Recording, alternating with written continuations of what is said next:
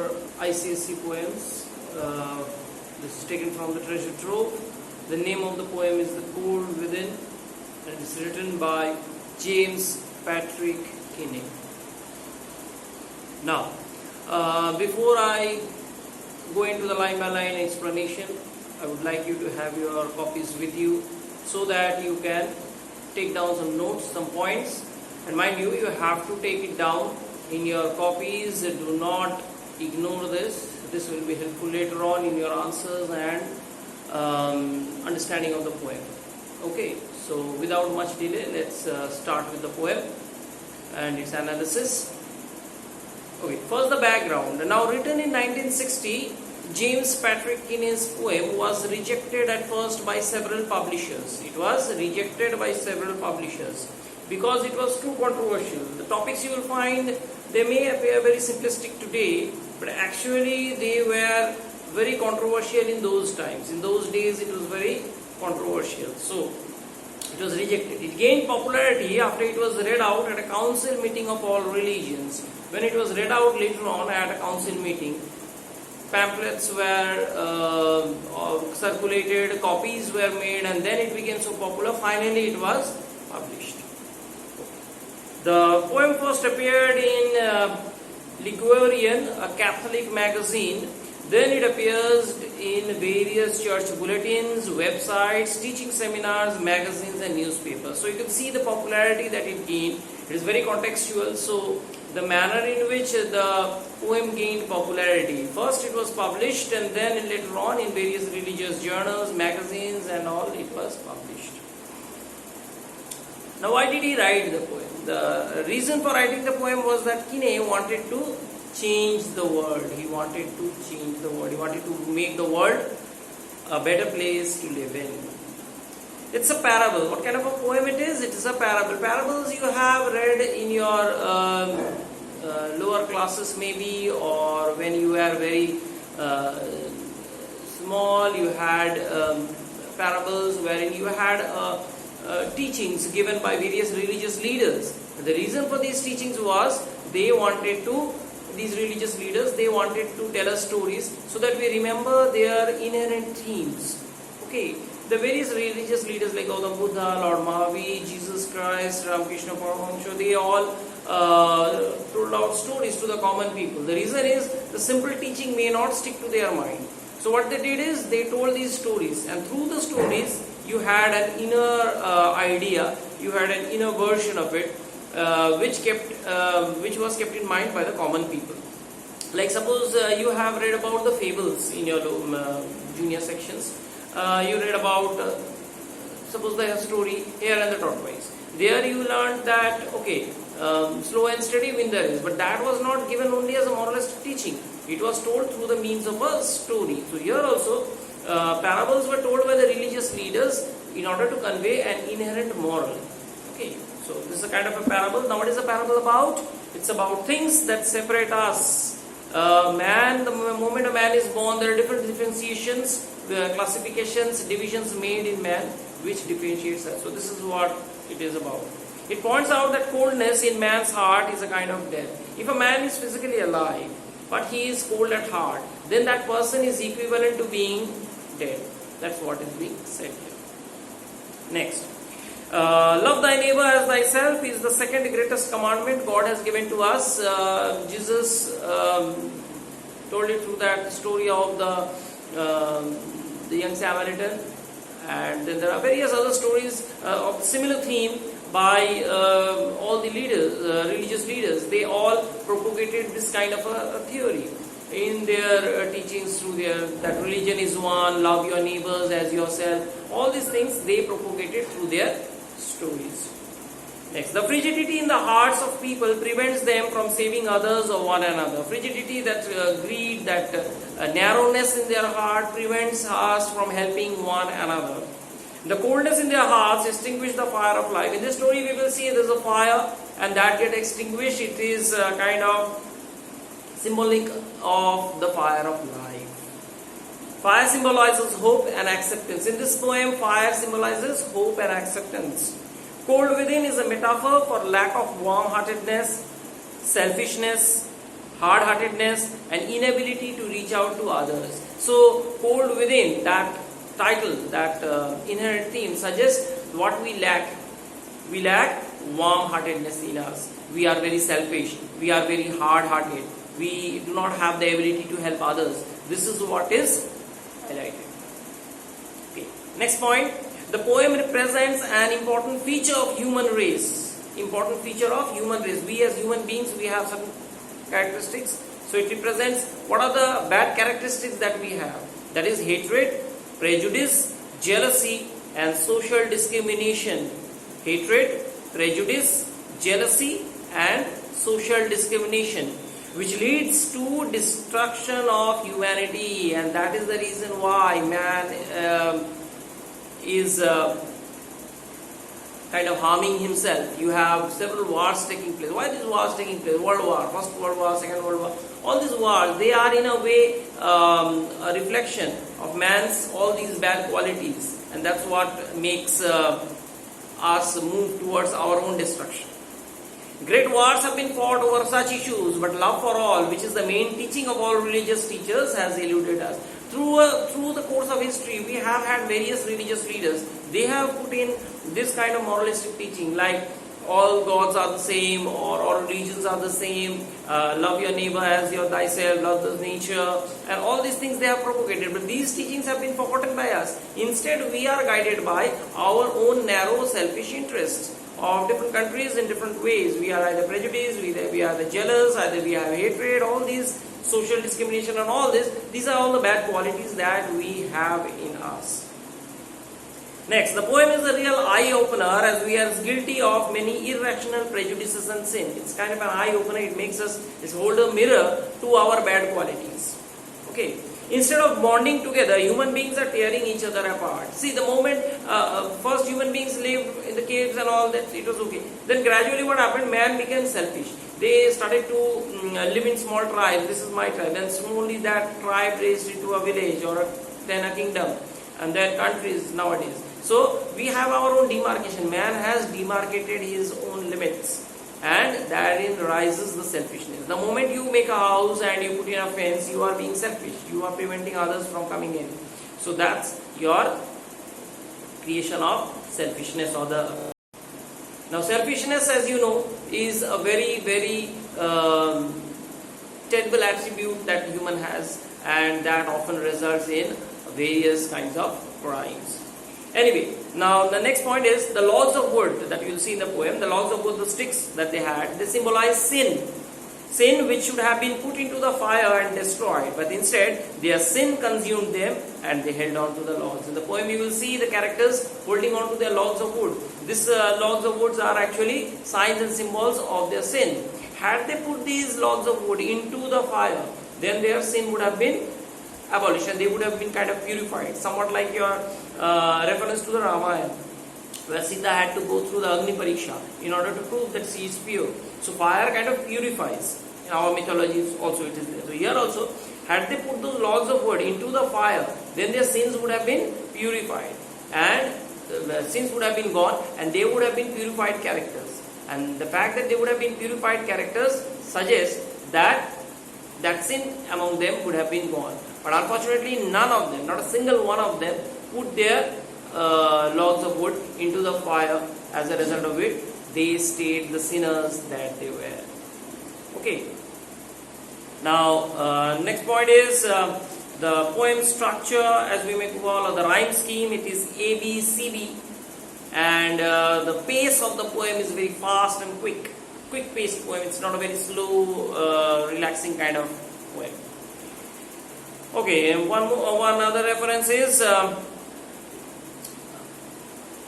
the poem is set in the western part of Cincinnati, Ohio. The poem is set in probably in the western part of Cincinnati, Ohio, a place where blacks were hated in the 1960s. Because you have a reference to racial discrimination, blacks being hated. So it's probably set in that particular place. The poem promotes the use of compassion, acceptance, and universal brotherhood. The poem promotes the use of compassion, acceptance, and universal brotherhood. Acha. Now one more point is fire. The fire that we find in the poem is also a reference to the resources in the world. Is also a reference to the resources that we have in the world. If we indiscriminately use it up, or if we discriminate, if we divide, that we will give it to this, we will not give it to this, like this. If we discriminate these resources of the world on the basis of color, caste, etc., it will lead everyone to death.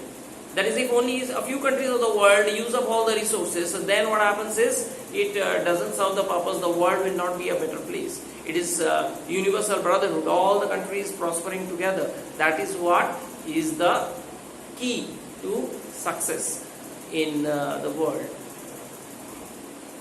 Now, it was written during the African-American Civil Rights Movement in the 1960s. The poem also depicts the inhuman discrimination prevalent during that time. Now, African Americans means the blacks in America were discriminated. So, the civil rights movement was going on at that time. So, it's a reference in the 1960s. It was backdrop for this poem, where you have the different discrimination against the blacks. They were not allowed to use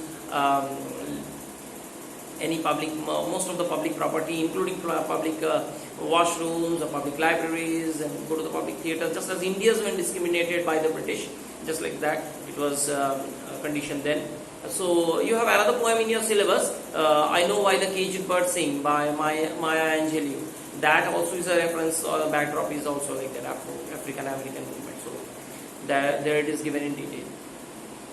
So there's a reference in this poem, as I have told earlier, there's a reference of it in the Bible. The Bible, of course, says, "Love thy neighbor as thyself," so it's there. Cold weather, the weather is very cold, it's bleak winter, you will find, and that is a reference to the coldness in the hearts of these 6 people in the poem. It's a reference to the cold in the heart of the 6 people. Fire. The fire, I have told, it's already a wood fire, log fire that was burning. The fire of humanity inside the 6 individuals was slowly getting extinguished. You will see in the poem, the fire was slowly dying down. It's a reference to the dying down of humanity among those people who were gathered around the fire. Another reference is that America was also dying at that time due to different prejudices. America at that time was a very prejudiced country in terms of different kind of prejudices were prevalent in that time, just like India has. So you had a lot of prejudices at that time in America, because of which America was not the superpower that it is today. So it was a somewhat modern country suffering from all these prejudices. The dying fire makes a silent appeal to the 6 people to put their logs so that it could save them. But no one listens to that particular appeal. The fire as if appeals to them. Please help me, please save me, I am dying, just as a drowning man appeals for help. But here, no one came forward to put their logs or stick into the fire and save it. Vicious circle of hatred and resentment, who were myopic in their view. Now, vicious circle of hatred and resentment means this whole circle of people, 6 people who sat around the fire. They form a vicious circle of hatred and resentment of the different prejudices that they had. And they are very myopic in their view. They are very myopic. Myopic means very narrow-minded, very narrow view. Okay, that is another point or reference of this particular aspect. So next is hatred. Hatred is a theme that each character hates each other characters, and so fails to save the lives of himself and others. Hatred is a very prevalent theme in this poem. Each of the characters help one or the other. They hate one or the other. So because they hate one or the other for different reasons, none of them put their logs into the fire, as a result of which the fire dies. Fire dying out is another example, is references the spark of humanity, human kindness getting extinguished. The fire dying out is that human kindness, humanity itself getting extinguished. A gamut of negativity shown through the 6 people. These 6 people are kind of symbols of negativity in different forms. That's why it's like a gamut, it's like a group of negative people sitting together around the fire. Each person becomes an agent of death in trying to kill the other indirectly. They are kind of messengers of death, they are kind of representatives of death, because they, in an indirect fashion, they help to kill one another. Not actually physically, but through their actions they do that. Fire passing out from sight. Now fire dying gradually is that time running out, their time of staying in this earth running out. 6 peoples, there are specific persons, not people, all equal in the eyes of God. Now 6, it's not 6 people, 6 persons. Why? They are symbols. They are representatives of different kind of prejudices. That's why 6 persons, not 6 people. Because people means everyone is equal. That is not suggested here. Think of others before yourself, just like Abu Ben Adhem. Yes, another reference is the inherent theme is what you should do. It's somewhat like Abu Ben Adhem, another poem which you have in your syllabus. Okay, so we start with the text. The Cold Within by James Patrick Kinney. 6 humans trapped by happenstance. 6 humans. It refers to particular people, specific people. I said humans or persons. They are not people. People would have been equal, but here 6 humans means they are representatives of the different qualities or attributes or sins or vices. They are representative of that. So 6 humans trapped by happenstance. Happenstance is by chance. So they were trapped by chance, but although they had gathered there by chance, that is the sudden bleak weather made them get together. But it appears as if God had wanted them to come together in this way and to take a test of them, to see whether they succeed or fail.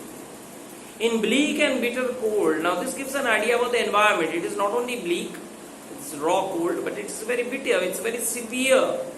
Okay, so now the background itself prepares us for the lack of warmth. There is no warmth here. There is winter season, and winter, as in the European countries, there's a lot of snowfall, extreme temperatures. Here it's bleak and see bitter cold, very severe cold, very strong cold it is. Each one possessed a stick of wood, or so the story is told. So each one possessed a stick of wood. Possessed means they owned, they had. And so the story, and this way the story continues. Now, their dying fire in need of logs. The dying fire in need of logs is an example of metaphor. It's a metaphor for sinful souls. It's a metaphor for sinful souls. So, the dying fire in need of logs. But the first one held hers back. The first woman, it's a female character. Her it is written. Here many students make the mistake. Do not, all of the characters, all the people here were not male. This one, the first one, was a female. But the first one held her back. Why? For off the faces round the fire. Held her back means she did not put her log of wood into the fire. Why? For the faces around the fire, the people around the fire that she saw, she noticed one was black. This makes us remember whom? It makes us remember our Merchant of Venice character, Portia.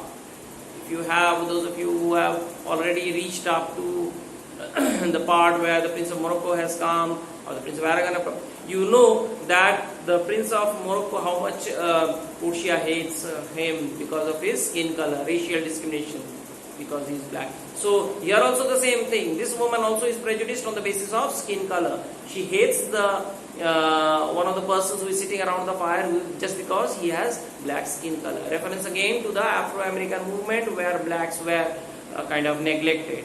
So the first one is prejudice against the blacks, racial discrimination. Moving on to the next one.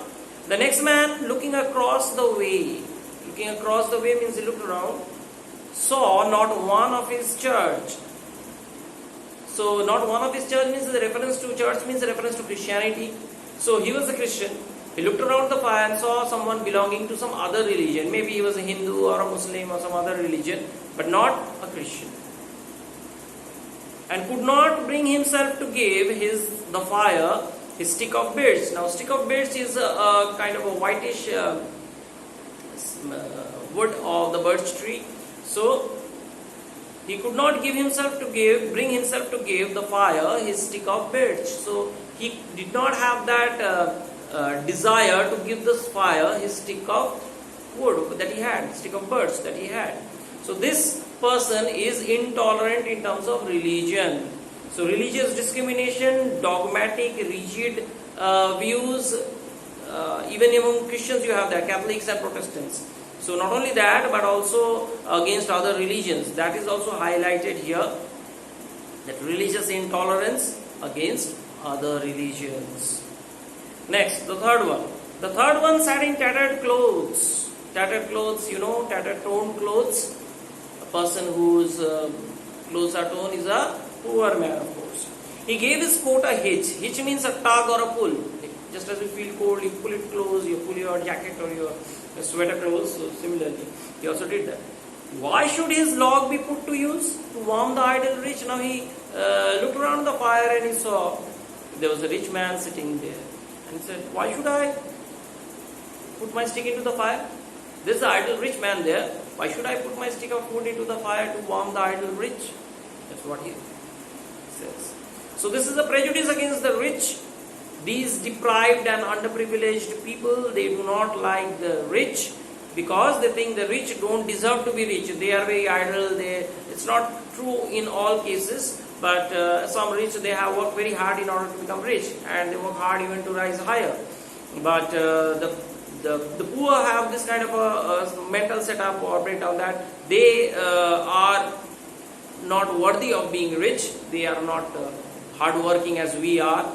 This is the kind of belief that the poor people have. So he is a victim of classism. Of course, the rich have exploited him. There's no doubt about it. But his viewpoint also is biased. His viewpoint also is wrong. It's not that you should discriminate people on the basis of their wealth, whether they are rich or poor. You should not be prejudiced. The rich should not be prejudiced against the poor. The poor should not be prejudiced against the rich in any way. Everyone are equal. Everyone are human beings after all. But anyway, here this is the bitterness and envy that this poor man has against the rich. That is highlighted again. Moving on to the next one. The rich man just sat back and thought of the wealth he had in store. The rich man is very relaxed. He is not thinking about death or anything. He is thinking about all the wealth that he has, the money that he has, the land that he has, the factories, the mills, the houses, the other land, property, etc. And how to keep what he had earned from the lazy, shiftless poor. He is thinking in his mind, how can I exploit the poor more? How can I garner and accumulate more wealth for myself? So that is what he is thinking constantly about. So the fourth person has earned this wealth with effort, mind you, many of them, and he wants to keep it away from the poor. Because if he distributes among the poor, how will he be rich? So this makes us remember another character from Merchant of Venice, which is Shylock, who hoards and hoards. He wants more and more.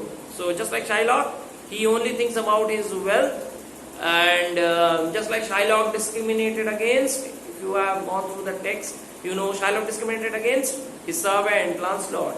Lancelot he exploited. Lancelot said, I do not get enough to eat and I am deprived and all. So he represents that poor class of people, and Shylock represents that wealthy class of people who exploit the poor. So this is an intertextual reference. Anyway, so this is greed and stinginess against the poor and the weak. So this man is a symbol of the greed and the stinginess and keeping away and hoarding and selfishness of hoarding up wealth against the poor. The next man, the black man's face bespoke revenge. You looked at the face of the black man and you realize he is a revengeful character. He is going to take revenge. He is bound. He is kind of intent on taking revenge. As the fire passed from his side, gradually the fire was dying. Fire passed from his side.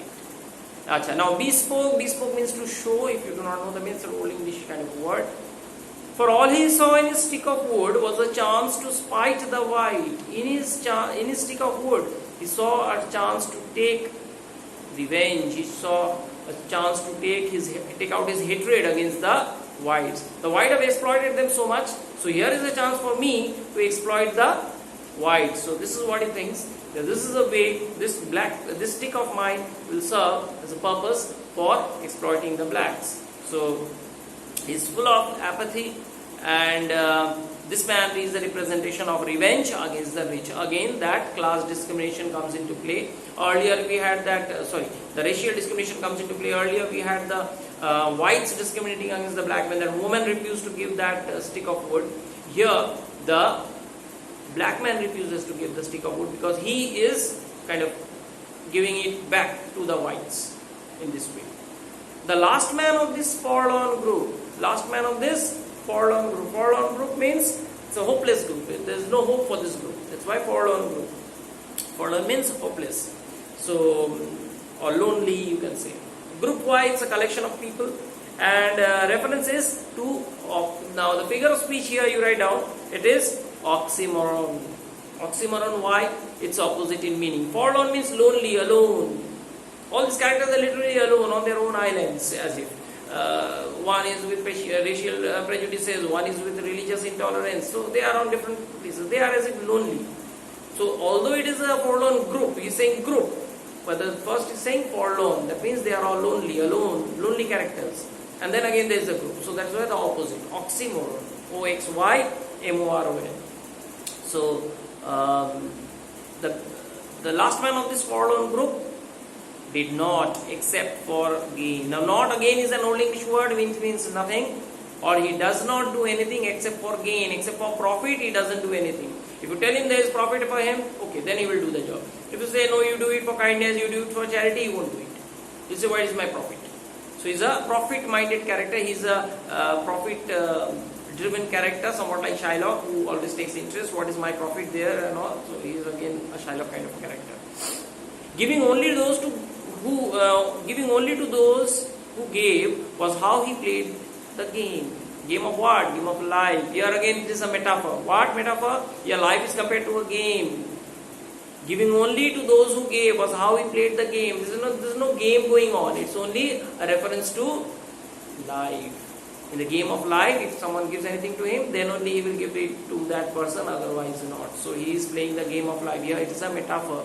Life is compared to game.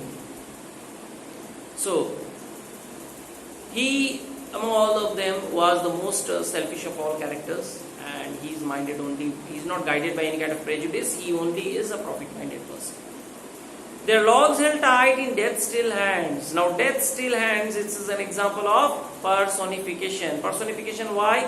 Here, death is said to have still hands. Death is compared to a human being having hands. So death's still hands.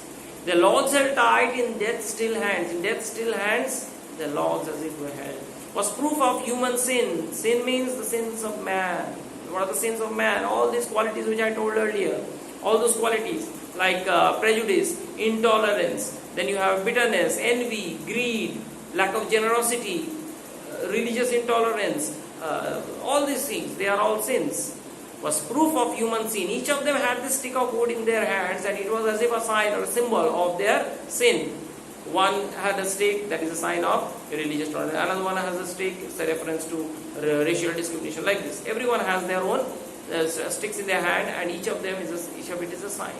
Had they put it into the fire, then the sins would have been abolished. But that did not happen. They did not surrender the sticks into the fire. They did not die from the cold without. Cold without means the cold outside. They died from the cold within. That means these 6 people, biologically, practically, we may say outside cold killed them, the fire died down, outside cold was extreme, and that extreme cold made them die. This is what we practically say. But internally, we all know that had they all been a little bit more genial, a little bit more generous, and done away with their prejudices, done away with all these bad qualities that they had, and put those sticks one by one into the fire would have sustained for a longer period of time, and that would have helped to save their lives. All of them would have been saved in this way. They would have been absolved of their sins, but unfortunately they did not do that, and that resulted in their death.